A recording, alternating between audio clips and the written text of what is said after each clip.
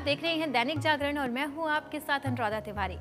चैत्र नवरात्र के अंदर अक्सर कलश स्थापना की जाती है और इसे लेकर लोगों के मन में सवाल होता है कि कलश स्थापना का शुभ मुहूर्त क्या होता है और इस दौरान किन किन बातों का ध्यान रखना चाहिए। तो हमारे साथ इस वक्त स्टूडियो में मौजूद है गुरुजी मानवेंद्र जी। उनसे हम जानेंगे कि कलश स्थापना का शुभ मुहूर्त क्या है और इस दौरान हमें किन किन बातों का ध्यान रखना चाहिए।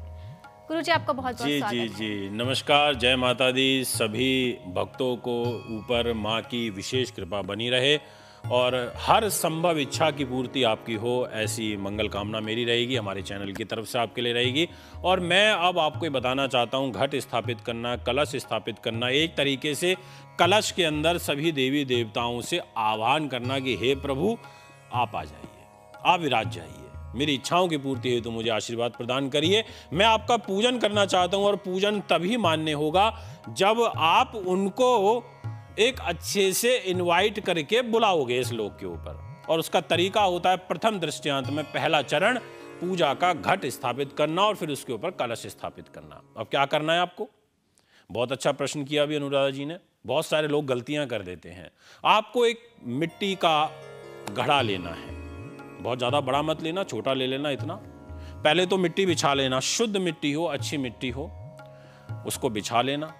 फिर उस पर मटका रख देना और उस मटके के अंदर थोड़ी सी मिट्टी डाल देना। फिर उस पर थोड़े से जौ डाल देना, क्योंकि जौ ही तो डालने हैं, वही तो है। अगर जौ आपके अच्छे से प्रफुल्लित हो गए तो समझ लीजिए माँ ने आपकी पूजा को स्वीकार कर लिया।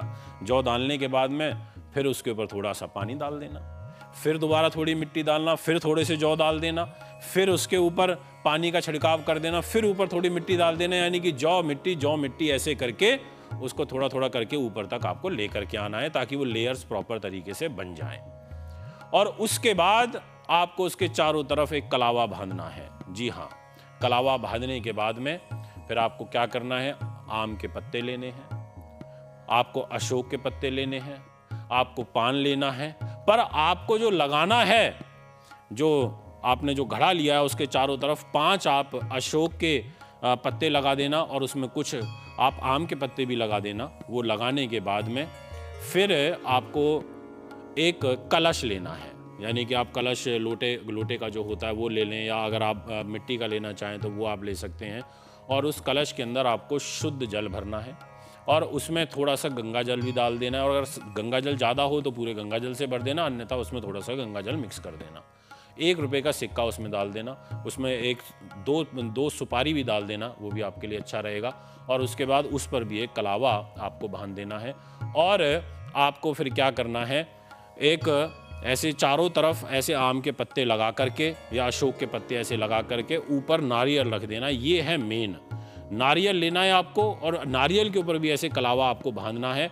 और उसके बाद आपको वहाँ पर आह्वान करना है सभी से कि हे प्रभु आप आइए, विराजिए, मुझे अपना आशीर्वाद प्रदान करिए। और एक चीज़ और मैं बोलना चाहता हूँ जो मोस्ट इम्पॉर्टेंट है, आपको हल्दी से और कुमकुम से इन दोनों को मिश्रित कर लेना या तो, और स्वास्तिक का चिन्ह जरूर बनाना। जी हाँ, जरूर बनाना है स्वास्तिक का चिन्ह आपको उस घड़े के ऊपर भी और उस कलश के पात्र पर भी, वो भी आपको जरूर बनाना है। और उसके बाद एक तरीके से आप प्रिपेयर हो चुके हो, आपका घट स्थापित हो चुका है। अब ये सारी की सारी चीज़ें आपको करनी किस टाइम पर है, ये ज़्यादा महत्व रखता है। या तो आप 9 तारीख को सुबह 6 बजे से लेकर 10 बजे के बीच में घट स्थापित करिए, कलश स्थापित करिए, या फिर आप 10:30 बजे से लेकर के और लगभग 12:30 बजे तक इस टाइम पीरियड में भी कर सकते हैं, क्योंकि अमृत और लाभ की चौकड़ियाँ रहेंगी। तो ये टाइम आपके लिए विशेष रूप से अच्छा रहेगा। उससे पहले घर को अच्छे से पवित्र कर लेना, ये है एक विधि जो आपको करनी चाहिए। तो जैसा कि गुरुजी ने बताया कि 9 अप्रैल का दिन आपके लिए